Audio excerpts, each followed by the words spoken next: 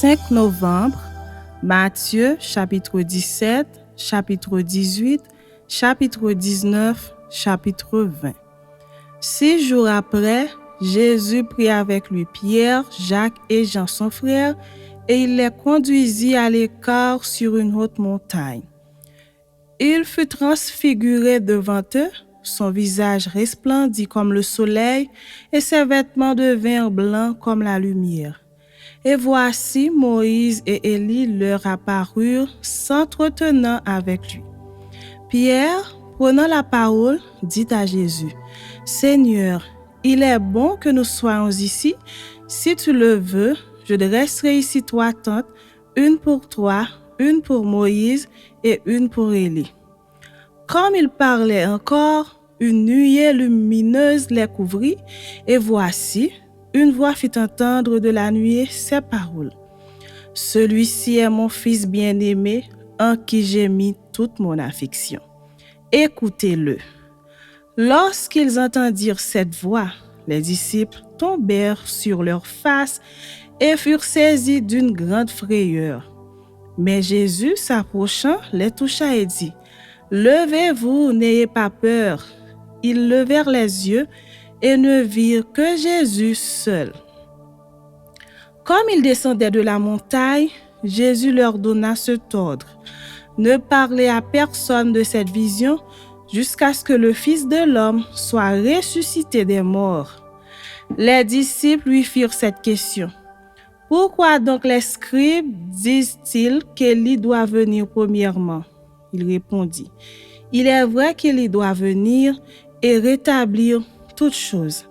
Mais je vous dis qu'Élie est déjà venu, qu'ils ne l'ont pas reconnu et qu'ils l'ont traité comme ils ont voulu. De même, le Fils de l'homme souffrira de leur part. Les disciples comprirent alors qu'il leur parlait de Jean-Baptiste. Lorsqu'ils furent arrivés près de la foule, un homme vint se jeter à genoux devant Jésus et dit, « Seigneur, aie pitié de mon fils qui est lunatique et qui souffre cruellement.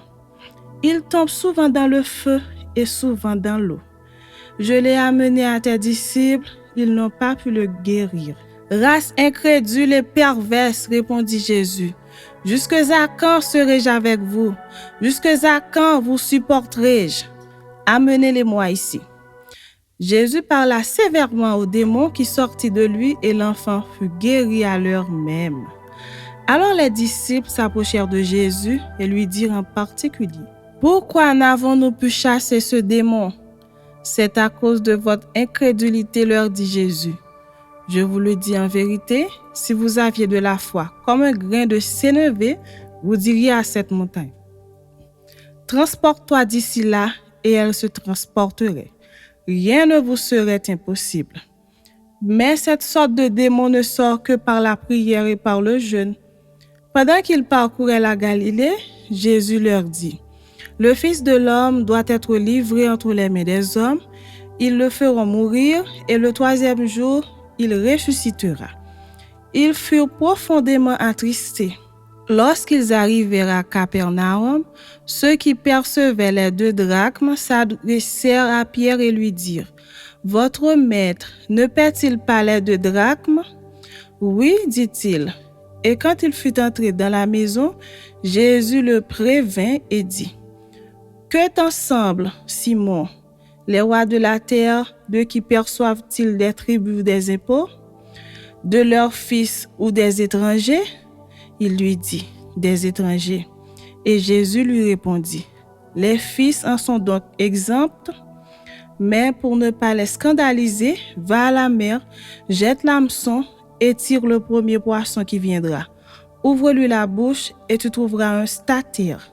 Prends-le et donne-le leur pour moi et pour toi. » Chapitre 18. En ce moment, les disciples s'approchèrent de Jésus et dirent, « Qui donc est le plus grand dans le royaume des cieux? » Jésus, ayant appelé un petit enfant, le plaça au milieu d'eux et dit, « Je vous le dis en vérité, si vous ne vous convertissez et si vous ne devenez comme les petits enfants, vous n'entrerez pas dans le royaume des cieux. C'est pourquoi quiconque se rendra humble comme ce petit enfant sera le plus grand dans le royaume des cieux. Et quiconque reçoit en mon nom un petit enfant comme celui-ci me reçoit moi-même. Mais si quelqu'un scandalisait un de ces petits qui croient en moi, il vaudrait mieux pour lui qu'on suspendît à son cou une meule de moulin et qu'on le jetât au fond de la mer. Malheur au monde à cause des scandales, car il est nécessaire qu'il arrive des scandales, mais malheur à l'homme par qui le scandale arrive. Si ta main ou ton pied est pour toi une occasion de chute, coupe-les et jette-les loin de toi. Mieux vaut pour toi entrer dans la vie boiteux ou manchot que d'avoir 2 pieds ou 2 mains et d'être jeté dans le feu éternel. Et si ton œil est pour toi une occasion de chute, arrache-le et jette-le loin de toi. Mieux vaut pour toi entrer dans la vie n'ayant qu'un œil que d'avoir 2 yeux et d'être jeté dans le feu de la géhenne. Gardez-vous de mépriser un seul de ces petits, car je vous dis que leurs anges dans les cieux voient continuellement la face de mon Père qui est dans les cieux. Car le Fils de l'homme est venu sauver ceux qui étaient perdus. Que vous ensemble, si un homme a 100 brebis et que l'une d'elles s'égare, ne laisse-t-il pas les 99 autres sur les montagnes pour aller chercher celle qui s'est égarée? Et s'il la trouve, je vous le dis en vérité, elle lui cause plus de joie que les 99 qui ne se sont pas égarés. De même, ce n'est pas la volonté de votre Père qui est dans les cieux qu'il se perde un seul de ces petits. Si ton frère a péché, va et reprends-le entre toi et lui seul. S'il t'écoute, tu as gagné ton frère. Mais s'il ne t'écoute pas, prends avec toi 1 ou 2 personnes afin que toute l'affaire se règle sur la déclaration de 2 ou de 3 témoins. S'il refuse de les écouter, dis-le à l'Église. Et s'il refuse aussi d'écouter l'Église, qu'il soit pour toi comme un païen et un publicain. Je vous le dis en vérité, tout ce que vous lirez sur la terre sera lié dans le ciel, et tout ce que vous délirez sur la terre sera délié dans le ciel. Je vous dis encore que si 2 d'entre vous s'accordent sur la terre pour demander une chose quelconque, elle leur sera accordée par mon Père qui est dans les cieux. Car là où 2 ou 3 sont assemblés en mon nom, je suis au milieu d'eux. Alors Pierre s'approcha de lui et dit, « Seigneur, combien de fois pardonnerai-je à mon frère lorsqu'il péchera contre moi? Sera-ce jusqu'à 7 fois? » Jésus lui dit, « Je ne te dis pas jusqu'à 7 fois, mais jusqu'à 70 fois 7 fois. C'est pourquoi le royaume des cieux est semblable à un roi qui voulut faire rendre compte à ses serviteurs. Quand il se mit à compter, on lui en amena un qui devait 10 000 talents. Comme il n'avait pas de quoi payer, son maître ordonna qu'il fût vendu, lui, sa femme, ses enfants et tout ce qu'il avait, et que la dette fût acquittée. Le serviteur, se jetant à terre, se prosterna devant lui et dit, « Seigneur, aie patience envers moi, je te paierai tout. » Ému de compassion, le maître de ce serviteur le laissa aller et lui remit la dette. Après qu'il fut sorti, ce serviteur rencontra un de ses compagnons qui lui devait 100 deniers.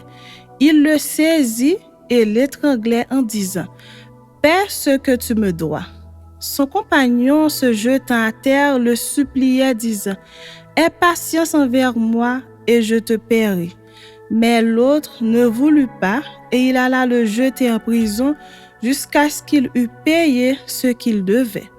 Ses compagnons, ayant vu ce qui était arrivé, furent profondément attristés et ils allèrent raconter à leur maître tout ce qui s'était passé. Alors le maître fit appeler ce serviteur et lui dit, « Méchant serviteur, je t'avais remis en entier ta dette parce que tu m'en avais supplié. Ne devais-tu pas aussi avoir pitié de ton compagnon comme j'ai eu pitié de toi? » Et son maître, irrité, le livra au bourreau jusqu'à ce qu'il eût payé tout ce qu'il devait. C'est ainsi que mon Père céleste vous traitera si chacun de vous ne pardonne à son frère de tout son cœur. Chapitre 19. Lorsque Jésus eut achevé ses discours, il quitta la Galilée et alla dans le territoire de la Judée au-delà du Jourdain. Une grande foule le suivit et là, il guérit les malades. Les pharisiens l'abordèrent et dirent pour l'éprouver: Est-il permis à un homme de répudier sa femme pour un motif quelconque? Il répondit: N'avez-vous pas lu que le Créateur au commencement fit l'homme et la femme? Et qu'il dit: C'est pourquoi l'homme quittera son père et sa mère et s'attachera à sa femme, et les deux deviendront une seule chair. Ainsi, ils ne sont plus deux, mais ils sont une seule chair. Que l'homme donc ne sépare pas ce que Dieu a joint. Pourquoi donc, lui dirent-ils, Moïse a-t-il prescrit de donner à la femme une lettre de divorce et de la répudier? Il leur répondit: C'est à cause de la dureté de votre cœur que Moïse vous a permis de répudier vos femmes. Au commencement, il n'en était pas ainsi. Mais je vous dis que celui qui répudie sa femme, sauf pour infidélité, et qui en épouse une autre, commet un adultère. Ses disciples lui dirent: Si telle est la condition de l'homme à l'égard de la femme, il n'est pas avantageux de se marier. Il leur répondit: Tous ne comprennent pas cette parole, mais seulement ceux à qui cela est donné. Car il y a des eunuques qui le sont dès le ventre de leur mère, il y en a qui le sont devenus par les hommes, et il y en a qui se sont rendus tels eux-mêmes, à cause du royaume des cieux. Que celui qui peut comprendre, comprenne. Alors on lui amena des petits-enfants, afin qu'il leur imposât les mains et pria pour eux. Mais les disciples les repoussèrent. Et Jésus dit: Laissez les petits-enfants et ne les empêchez pas de venir à moi, car le royaume des cieux est pour ceux qui leur ressemblent. Il leur imposa les mains et il partit de là. Et voici un homme s'approcha et dit à Jésus: Maître, que dois-je faire de bon pour avoir la vie éternelle? Il lui répondit: Pourquoi m'interroges-tu sur ce qui est bon? Un seul est le bon. Si tu veux entrer dans la vie, observe les commandements. Lesquels? Lui dit-il. Et Jésus répondit: Tu ne tueras point, tu ne commettras point d'adultère, tu ne déroberas point, tu ne diras point de faux témoignages, honore ton père et ta mère, et tu aimeras ton prochain comme toi-même. Le jeune homme lui dit: J'ai observé toutes ces choses. Que me manque-t-il encore? Jésus lui dit: Si tu veux être parfait, va, vends ce que tu possèdes, donne-le aux pauvres et tu auras un trésor dans le ciel. Puis viens et suis-moi. Après avoir entendu ces paroles, le jeune homme s'en alla tout triste, car il avait de grands biens. Jésus dit à ses disciples: Je vous le dis en vérité, un riche entrera difficilement dans le royaume des cieux. Je vous le dis encore, il est plus facile à un chameau de passer par le trou d'une aiguille qu'à un riche d'entrer dans le royaume de Dieu. Les disciples, ayant entendu cela, furent très étonnés et dirent: Qui peut donc être sauvé? Jésus les regarda et leur dit: Aux hommes, cela est impossible, mais à Dieu, tout est possible. Pierre, prenant alors la parole, lui dit: Voici, nous avons tout quitté et nous t'avons suivi. Qu'en sera-t-il pour nous? Jésus leur répondit: Je vous le dis en vérité, quand le Fils de l'homme, au renouvellement de toutes choses, sera assis sur le trône de sa gloire, vous qui m'avez suivi, vous serez de même assis sur 12 trônes et vous jugerez les 12 tribus d'Israël. Et quiconque aura quitté à cause de mon nom ses frères ou ses sœurs, ou son père, ou sa mère, ou sa femme, ou ses enfants, ou ses terres, ou ses maisons, recevra le centuple et héritera la vie éternelle. Plusieurs des premiers seront les derniers, et plusieurs des derniers seront les premiers. Chapitre 20. Car le royaume des cieux est semblable à un maître de maison qui sortit dès le matin afin de louer des ouvriers pour sa vie. Il convint avec eux d'un denier par jour et il les envoya à sa vie. Il sortit vers la 3e heure et il en vit d'autres qui étaient sur la place sans rien faire. Il leur dit, « Allez aussi à ma vie et je vous donnerai ce qui sera raisonnable. » Et ils y allèrent. Il sortit de nouveau vers la 6e heure et vers la 9e, et il fit de même.